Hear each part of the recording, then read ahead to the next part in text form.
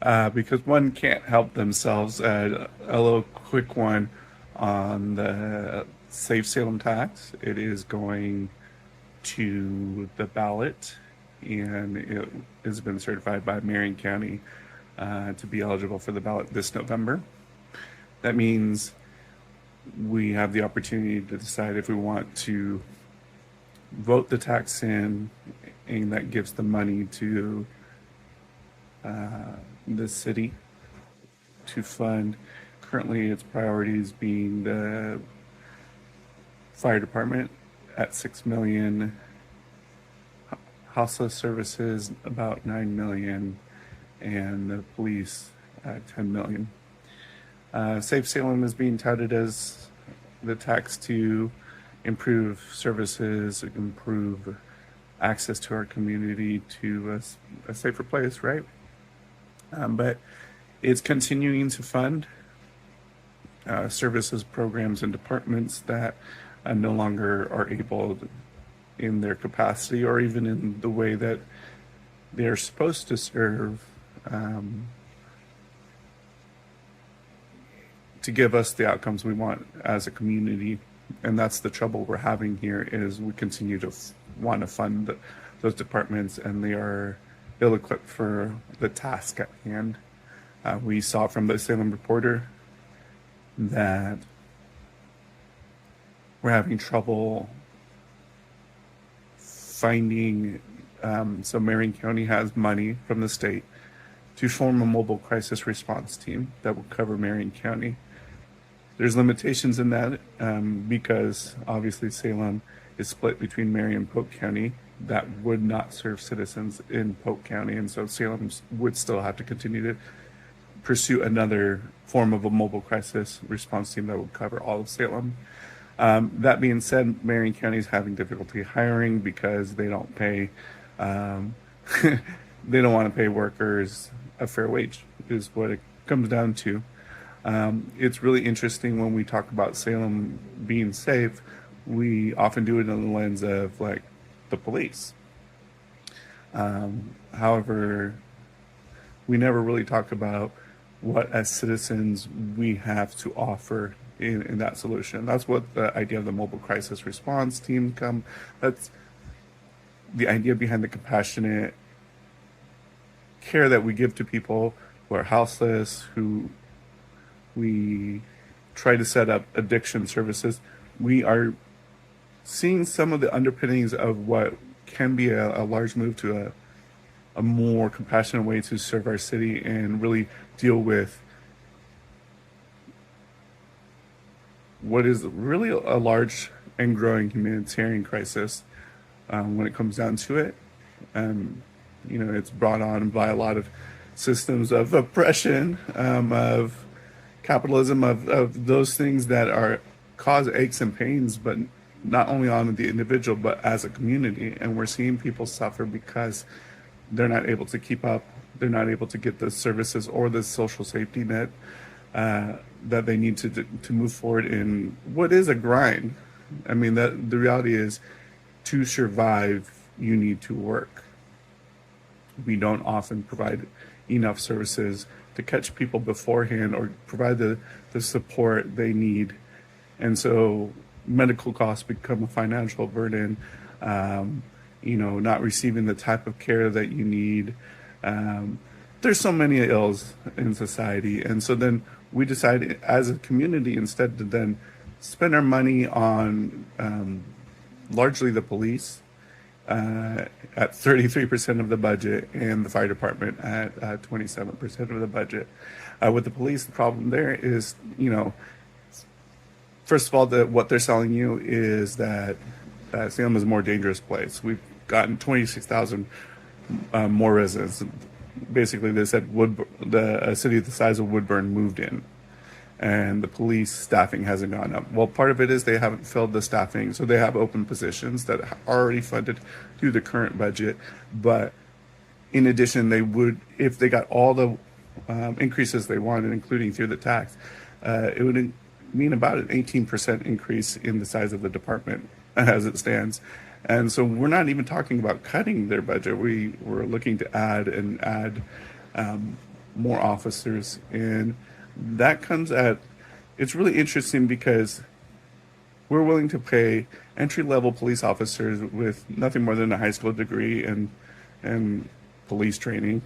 Um, and they serve as the frontline responder to a lot of complex social calls, right? And some are cut and dry where you would need someone from the community to have equipment, to have tools to render the situation more safer. I mean, I'm talking about the things that they readily use, guns, tasers, all that stuff is too often a first response. And these are the people who answer these complex social calls, like when someone is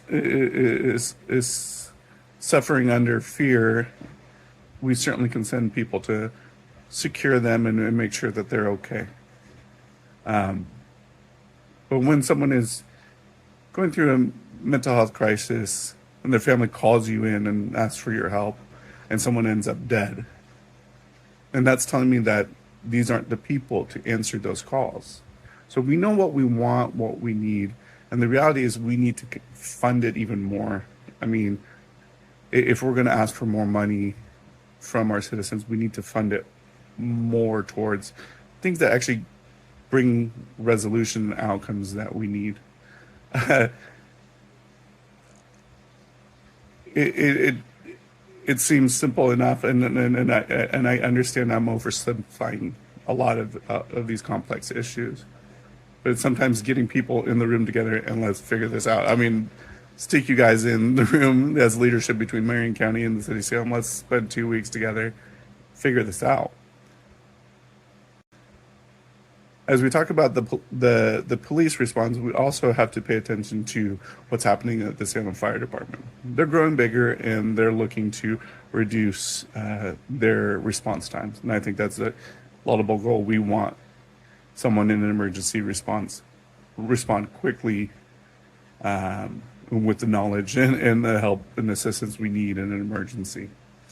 And we're not cutting it, I think, for about 25% of the calls. We're not meeting the 5-minute response goal that the department has based on standards. Part of the reason is they have to answer a lot of calls, and that has increased in the last couple of years, and that's documented. 20,000 of those calls now, 2/3, 2 out of every 3 calls the fire department gets is for one that is about a medical emergency. The minority of their calls are for fire-related emergencies. The majority of what they're being asked to do is to provide emergency medical response of one form or another, whether it's stabilizing someone on the street or responding to an accident or coming to your home. And we often see the model, it follows one where we send 3 to 4 firefighter EMTs in one truck. And a couple of weeks ago, during city council, there was some pushback as to why we can't pursue other models, including one first built upon and then expanded by Tualatin Valley Fire and Rescue, who their assistant chief, when interviewed, talked about looking at stats and outcomes. And well, we've got 50,000 calls. How do we answer all of these? How do we, use our resources? So they went to a system where they had one fire EMT who would be the first contact, kind of that high level stabilization. And then that doesn't stop more people from coming to respond. And so there was some pushback during the city council meeting that we couldn't possibly move to a different kind of model. But that model costs money. If we go by how much it costs to buy these new trucks that we funded in the bond last year, those are $1 million a piece. And then you put in, and I'm using figures again from the bond saying We need 30 more firefighters to staff these new fire stations, and they're going to cost X amount of dollars. It worked out to be, I think, it was 83,000 a year. I don't know. We can get corrected figures, and I'd be happy to figure that out. But 83,000 a year. So each of those calls, I'm sorry, I don't have the number for that. But if you change the model and literally drop it to one person answering those very easy calls, and again, you can escalate the call, more people can respond. But you're dropping the cost to, like, for example, a mobile crisis response call, using the Cahoots model and the figures that were out there, and they're a little outdated, but still they spend about $2 million a year and respond to an X amount of calls, and each call costs about $1,500 to answer to, which is no, excuse me, it's $1,800 for the fire department call, which is comparable to the that ambulance ride or so, and then I think the Cahoots model, and theirs is a little different than Tualatin Valley, but you could work that out depending on, it's about $200. I mean, you get a Toyota Tacoma or whatever they're driving in Tualatin, one firefighter EMT. So right there, you've slashed that call cost a quarter, because you're sending a quarter of the firefighters you do. But what's really cool is they were able to expand it really quickly, 1 unit to 9 units, almost as quickly as they could get these outcomes. And that's the point of all this. I want to spend money on things that work, and we don't do that. And we're asking for more money to spend money doing something else, something that doesn't work. It doesn't make sense. It really doesn't. And that's what city council is trying to sell us, is we need more money to do something that doesn't work. So then when all these businesses, all these people are complaining about, oh, I'm upset about traffic, I'm upset about these other things. Well, let's ask about, where are we spending the money? You're upset because we don't have the resources. One example. If y'all remember that the police station costs something like $80 million, brand new police station. But more often than not, what I hear is that we should cut things like the library. We did the seismic retrofit for like 10, 11, so that the building doesn't fall on you. Didn't buy a new one. Their budget's something like $3 million a year. And more often than not, here citizens go after those things that actually uplift our community and give our people places to gather, to learn, to do all the good things communities are built upon. But we willingly gave the police $80 million, no big deal, just for the station. And every year, $33 million, or 33% of our budget, something like $60 million. It just keeps climbing. And what are we getting? Nothing from it. I know at this point I'm rambling, but we have really big decisions to make in being able to really invest in things that matter, that work, that we can find solutions. I mean, heck, if we're having trouble recruiting, licensed folks, we have schools.